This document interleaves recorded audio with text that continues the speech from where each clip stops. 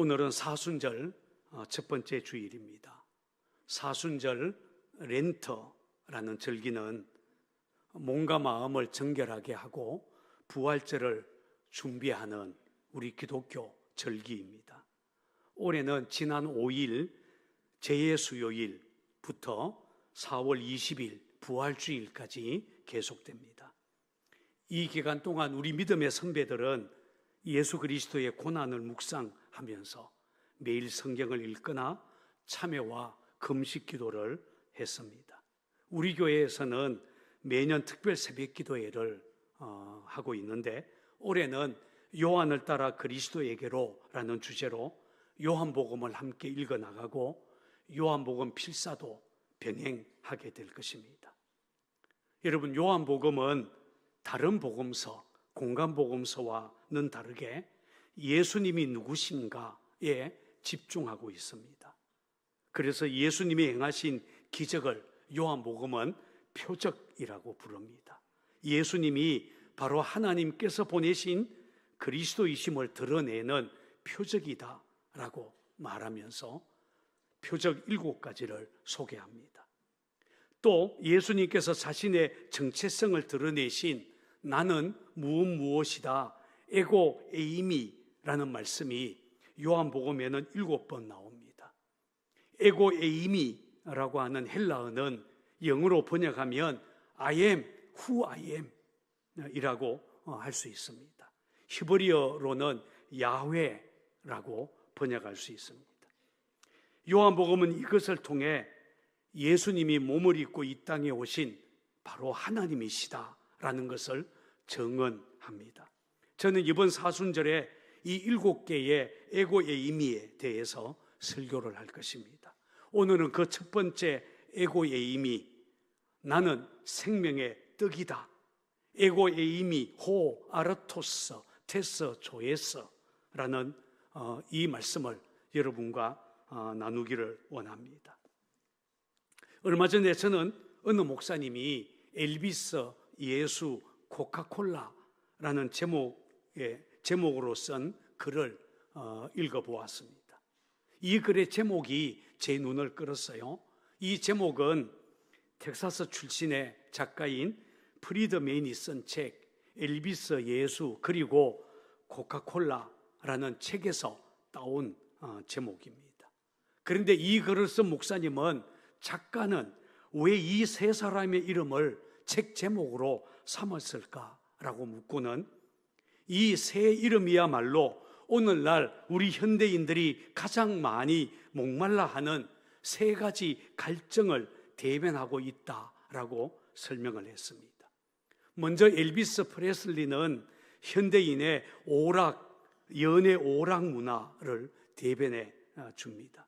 사람들은 영화나 쇼, 음악과 같은 대중문화를 통해서 행복을 찾으려고 할 때 엘비스라는 이름을 제일 먼저 떠올리게 되죠.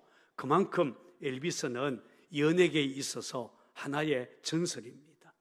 두 번째, 코카콜라는 현대인들이 맛있는 것을 사 먹거나 마심을 통해서 행복을 얻으려는 소비 문화를 대변하고 있습니다. 오늘날 코카콜라와 같은 청량 음료는 우리 가까이 있을 뿐 아니라 우리에게 마음의 평강, 기쁨, 안식을 주는 상징이 되고 있습니다. 세 번째, 예수 그리스도는 우리 인간이 갈구하는 근원적인 목마름, 삶과 죽음의 문제를 해결해 주는 영적 문화를 대변해 주는 것입니다. 예수님이야말로 우리를 구원하시고 우리에게 진정한 행복을 주시는 분이시다라는 것입니다. 그런데 알다시피 엘비스로 대변되는 연애 오락 문화, 현대인에게는 선풍적인 인기를 끌고 있기는 하지만 사실 그 인기라는 것이 바람처럼 왔다가 바람 따라 덧없이 사라지는 것으로 우리 인생의 근원적인 목마름 결코 해결해 주지 못하고 있습니다. 코카콜라도 마찬가지입니다. 목이 마를 때 우리는 언제든지 콜라를 사서 마실 수 있죠. 그러나 얼마 지나지 않으면 또다시 목이 마릅니다. 코카콜라는 우리를 끝없이 소비하도록 만들 뿐입니다. 아니, 콜라와 같은 청량 음료만이 아니라 모든 소비 문화가 그렇습니다. 좋은 차를 사면, 타고 다니면 더 좋은 차를 사고 싶고, 좋은 옷을 사 입으면 더 좋은 옷을 사고 싶습니다. 한마디로 밑빠진 독에 물을 붓듯이 끝없이 소비를 조장하는 현대판 소비 문화입니다. 소비는 소비를 낳고 더 많이 소비하게 하다가 결국 우리 인간의 마음에는 허무와 갈등만 남게 됩니다. 어떤 심리학자가 약 4년 반 동안 누가 보더라도 저 사람은 성공했다라고 인정되는 기업가 4,000명을 조사한 적이 있었다고 합니다. 조사를 해보니까 10명 중 6명은 그렇게 성공했다고 하는 사람인데도 내 삶에는 뭔가 텅 비어 있고 나는 전혀 행복하지 않다라고 대답을 했다고 합니다.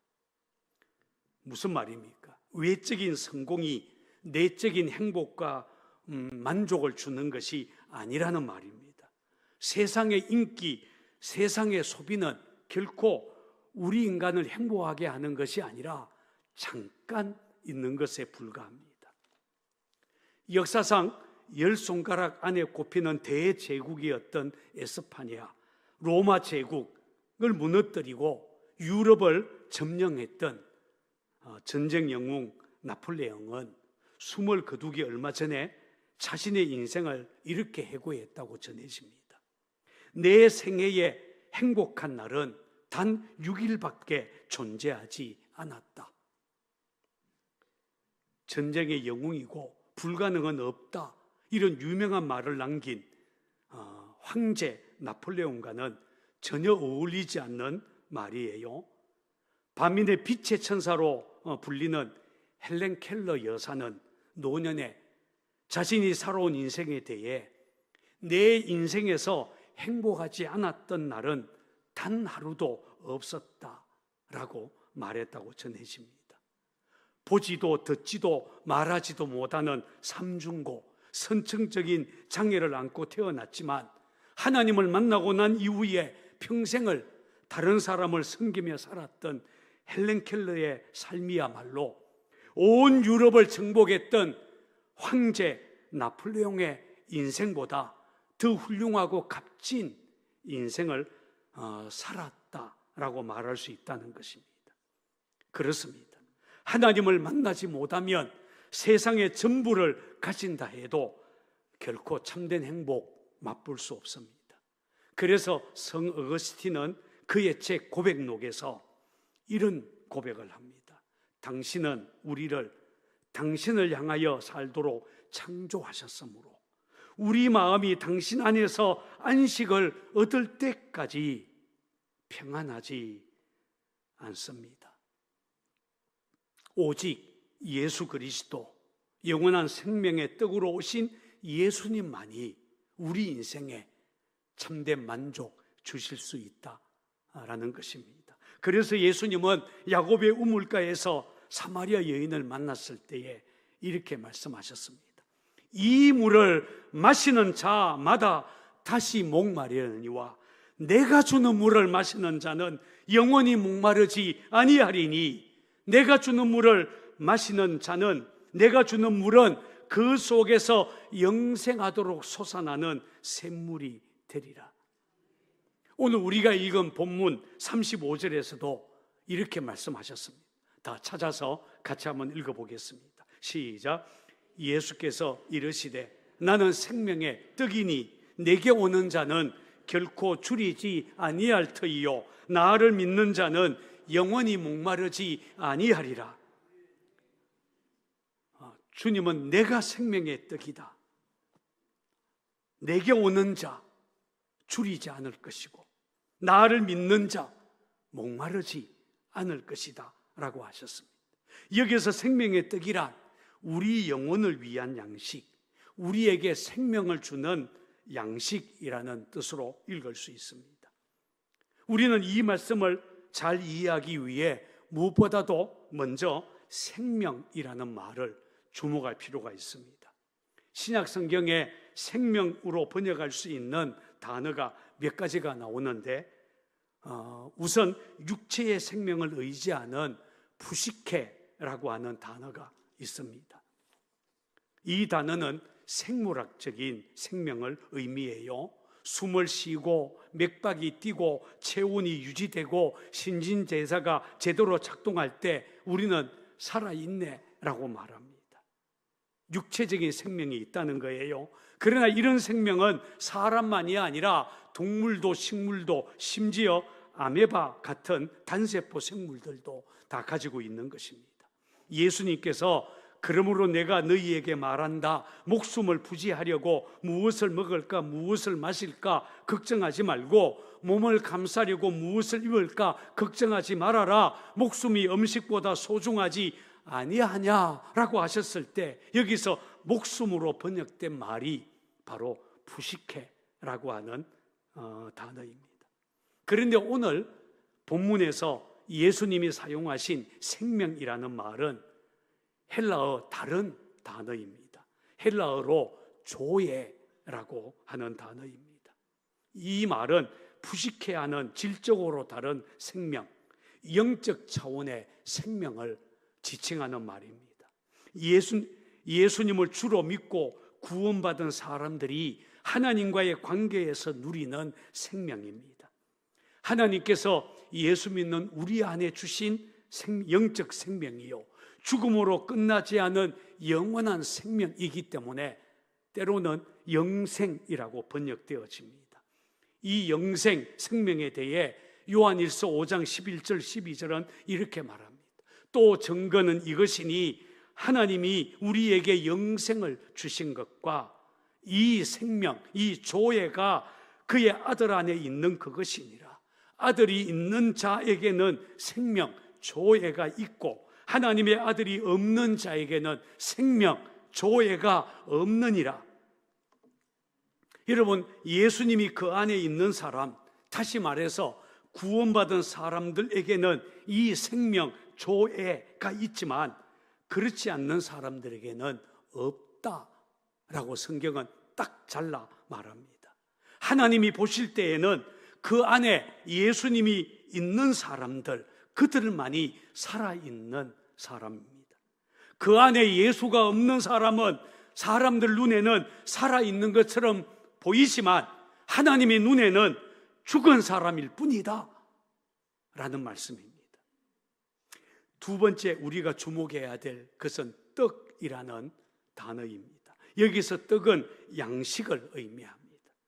이 떡과 연관되는 것이 앞에 나오는 오병이어의 기적과 이스라엘 자손들이 광야에서 먹었던 만나 이야기입니다.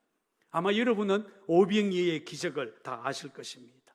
이 기적은 생명의 떡이라는 말씀을 이해하도록 준비된 표적입니다. 그날 예수님의 말씀을 듣기 위해 벳세다 광야로 나온 사람들은 남자들만 세어도 5,000명이 넘었습니다. 예수님은 하루 종일 예수님을 따라다니다가 굶주린 그들을 먹이고자 했어요. 그러나 날은 이미 저물었고 더군다나 그곳은 빈들이었기 때문에 그들에게 줄 음식이 없었습니다. 음식을 사서 먹게 하려면 무려 200데나리온의 돈, 노동자들의 1년 연봉에 가까운 큰 돈이 필요했습니다. 그런 돈이 있을 리 만무합니다. 그곳에는 식당도 마트도 없었습니다. 제자들이 가지고 있는 것이라곤 한 아이가 가지고 온 작은 도시락, 보리떡 5개, 물고기 2마리 전부였습니다. 그런데 예수님은 그것을 가지고 감사 기도를 드린 후에 사람들에게 나누어 주라고 하셨습니다. 어떻게 되었습니까? 거기 모인 사람들이 다 배불리 먹고 12광주리가 남았습니다. 그칠게 표현하면 배 터지도록 먹었다는 거예요. 그들의 배고픔을 예수님은 다 해결해 주셨습니다. 그러자 배가 부른 그들은 예수님을 붙들어서 임금님으로 왕으로 삼으려고 했습니다. 예수님은 그 자리를 피하셨지만 그들은 그 이튿날에도 디베랴 호수 건너편 가버나움까지 예수님을 따라왔습니다. 그때 예수님은 그들에게 뭐라고 하셨는지 아십니까? 너희가 나를 찾는 것은 표적을 본 까닭이 아니요 떡을 먹고 배부른 까닭이로다. 썩을 양식을 위하여 일하지 말고 영생하도록 있는 양식을 위하여 하라 라고 하셨습니다. 그러자 그들은 그러면 우리가 당신을 믿도록 표적 보여주세요 라고 요구합니다. 모세가 40년 동안 이스라엘 자손을 먹인 것과 같은 그런 표적 보여달라라고 했습니다.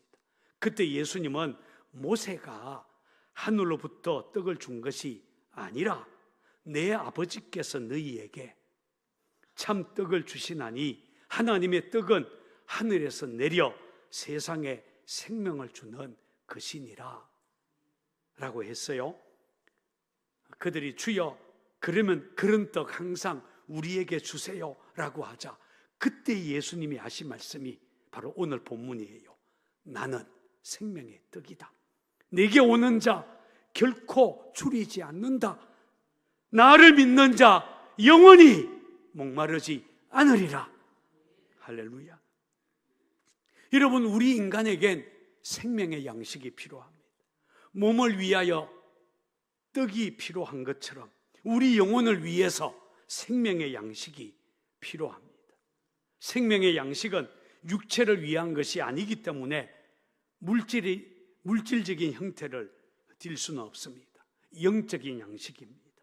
하늘로부터 내려오는 것이죠. 당시 사람들은 오병이에 의해 표적을 통해 배불리 먹었어도 그들의 조상들 광야에서 40년간 만나 먹었어도 다 죽었습니다.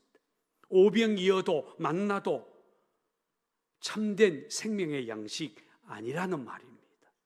그러면 참된 양식, 참된 생명의 양식 무엇이겠습니까? 아니, 누구겠습니까? 보리떡 5개, 물고기 2마리로 그들의 배를, 굶주린 배를 그들을 배불리 먹이신 것처럼 또 하나님께서 광야에서 40년 동안 그들 조상들을 만나로 먹인 것처럼 우리 인간들의 근원적인 배고픔, 영적 굶주림 해결해 주실 분, 생명의 떡 주실 분 누구겠습니까? 바로 예수 그리스도이십니다. 이런 맥락에서 예수님은 무려 5번이나 반복해서 나는 생명의 떡이다, 나는 생명의 떡이다, 에고 에이미 호 아르토스 테스 조에스 라고 이야기했습니다. 근데 여기서 우리가 알아야 할 것은 예수님께서 생명의 떡으로 이 땅에 오셔야만 했던 이유입니다. 왜 예수님은 생명의 떡으로 이 땅에 오셔야 했겠습니까? 그것은 하나님을 떠난 우리 인간들이 영적으로 죽었기 때문입니다. 죽었기 때문에 살리는 떡, 바로 생명의 떡이 필요하다는 것입니다. 에베소서 2장 1절에 보면 허물과 죄로 죽었던 너희를 살리셨도다 라는 말씀이 나옵니다. 영적으로 죽었다. 이 영적으로 죽었다는 것은 영적인 기능이 마비되어서 하나님도 모르고 예수도 모르고 성경도 모르고 여러분 영적인 세계 모른다라는 것입니다. 전도에 보면 알 수 있어요. 예수 믿으세요. 예수 믿고 천국에 가세요. 행복하게 사세요. 이러면 사람들은요, 하나님이 어디 있냐? 보여봐라. 천국에 가봤어? 이렇게 시비를 겁니다. 모르기 때문입니다. 그러면 여러분, 이렇게 영적으로 죽은 우리 인간을 살리는 방법 무엇이겠습니까?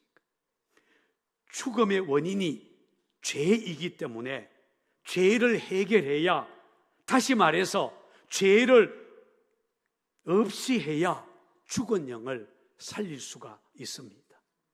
문제는 죽은 인간의 영을 누가 살릴 수 있냐? 누가 죄를 없앨 수 있냐라는 것입니다. 여러분, 성경의 답은 명확합니다. 누굽니까? 여러분, 창조주 하나님만이 인간의 죄 해결할 수 있고 우리 인간을 죽음에서 살릴 수 있습니다. 그래서 하나님은 자기 아들 예수님을 이 땅에 보내서 인간의 죄를 다 짊어지고 십자가에 달려 대신 죽게 하셨고 죽은 지 사흘 만에 부활하게 하셨습니다.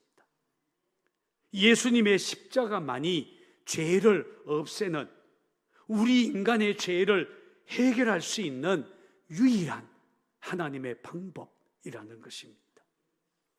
예수님 오시기 700년 전에 예언 활동했던 이사야는 이렇게 예언했습니다. 그가 찔림은 우리의 허물 때문이요, 그가 상함은 우리의 죄악 때문이라. 그가 징계를 받음으로 우리는 평화를 누리고 그가 채찍에 맞음으로 우리는 나음을 얻었도다. 우리는 다 양 같아서 그릇 행하여 각기 제 길로 갔거늘 우리 모두의 죄악을, 여호와께서는 우리 모두의 죄악을 그에게 담당시키셨도다. 예수의 십자가만이 우리의 죄를 해결하는 하나님의 방법이라고 성경은 말합니다. 자, 그러면 십자가에서 죽은 예수님이 나의 생명의 떡이 되려면, 다시 말해서 나에게 생명을 주려면, 내가 생명을 얻으려면 어떻게 해야 하겠습니까? 예수님은 내게 오는 자는 결코 줄이지 아니할 터이요 나를 믿는 자는 영원히 목마르지 아니하리라 라고 하셨습니다. 자, 같이 따라서 해볼까요? 내게 오는 자는, 나를 믿는 자는, 여기서 내게 오는 것과 나를 믿는 것은 같은 뜻입니다. 예수님께로 와야, 다시 말해서 예수님을 믿어야 생명의 떡 얻을 수 있다, 먹을 수 있다라는 것입니다. 오지 않으면, 믿지 않으면 안 됩니다. 1930년대 세계 문학계의 별은 당연코 영국의 작가인 윌리엄 서머세트 모음이었습니다. 1965년 그가 91세가 되었을 때 그는 세상 사람들이 갈망하는 모든 것을 다 가진 사람이 되었어요. 부와 인기와 명예를 가졌습니다. 전 세계에서 로열티가 계속해서 들어오고 있었고 한 주에 평균 300여 통의 팬레터를 받고 있었다고 합니다. 이렇게 부와 인기와 명예를 한 몸으로 받았던 그의 인생, 행복했을까요? 그의 인생의 실체는 어땠을까요? 그가 죽기 전 지중해 연안에 있는 그의 집을 방문하고 돌아온 조카 로빈 모음은 이런 글을 남겼습니다. 나는 나의 아저씨 윌리가 거두어들인 성공의 대가로 그가 누리고 있는 그의 멋있는 저택, 눈부신 정원, 그리고 화려하고 비싼 가구들을 천천히 돌아보았다. 그는 은빛 젖시에 그의 하인들의 시중을 받으며 식사를 하고 있었지만 창백하고 지친 얼굴에 그에게는 이런 모든 것이 아무 의미가 없어 보였다.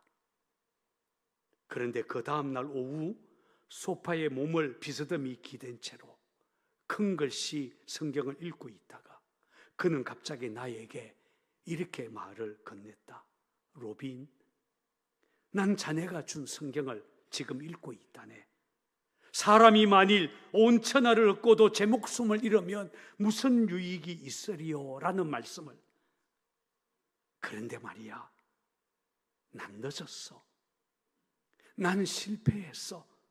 이 나이에 이제 내가 무엇을 할 수 있다는 말인가? 도대체 내가 이제 누구를 믿고 내 인생 다시 시작할 수 있겠냐?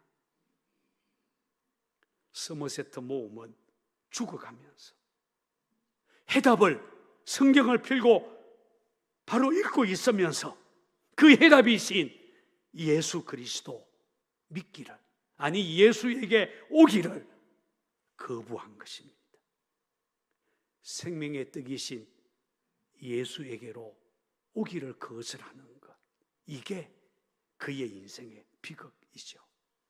그래서 주님은 너희는 나를 보고도 믿지 아니하는도다 라고 탄식하셨습니다. 그런데 여러분, 요한복음에서는 믿는다라는 것을 다른 말로 영접한다라는 말로 설명을 합니다. 요한복음 1장 12절은 영접하는 자, 곧 그 이름을 믿는 자들은 자들에게는 하나님의 자녀가 되는 권세를 주셨으니 라고 했습니다. 우리가 예수님을 믿는다는 것은 십자가에서 죽으셨다가 부활하신 예수님을 내 마음에 영접하는 것이라는 뜻입니다. 마치 손님이 와서 문을 두드리면 내가 나가서 문을 열고 들어오세요 라고 맞이하죠. 그러면 손님이 집 안으로 쑥 들어옵니다. 마치 이것처럼 우리가 예수님을 향해 내 마음을 열고 예수님 오세요 영접하면 예수님은 부활의 영으로 우리 마음에 들어오셔서 우리 마음에 영원히 거하신다라는 것입니다. 그런데 53절, 54절에 보면 사도 요한은 이것을 매우 실제적인 단어로 다시 설명을 합니다. 자, 53절, 54절을 같이 찾아서 읽습니다. 시작. 예수께서 이르시되 내가 진실로 진실로 너희에게 이르노니 인자의 살을 먹지 아니하고 인자의 피를 마시지 아니하면 너희 속에 생명이 없느니라. 내 살을 먹고 내 피를 마시는 자는 영생을 가졌고 마지막 날에 내가 그를 다시 살리리. 보세요, 여기 보면 먹는다, 마신다 라는 말이 나옵니다. 음식을 먹고 음료수를 마시는 것처럼 우리가 생명의 떡이신 예수님의 살 먹고 예수님의 피를 마셔야 한다라고 한 것입니다. 물론 여기서 살을 먹는다, 피를 마신다라는 것은 상징적인 표현이에요. 주로 교회에서는 성찬 예식을 할 때 쓰는 용어입니다. 알다시피 성찬식은 떡을 먹고 포도주를 마시는 예식이에요. 그때 떡을 먹으면서 우리는 이것은 주님의 살입니다. 포도주를 마시면서 이것은 주님의 피입니다 라고 고백을 하지요. 그런데 이것은 신앙적으로 보면 예수님과의 신비한 연합을 이룬다는 의미입니다.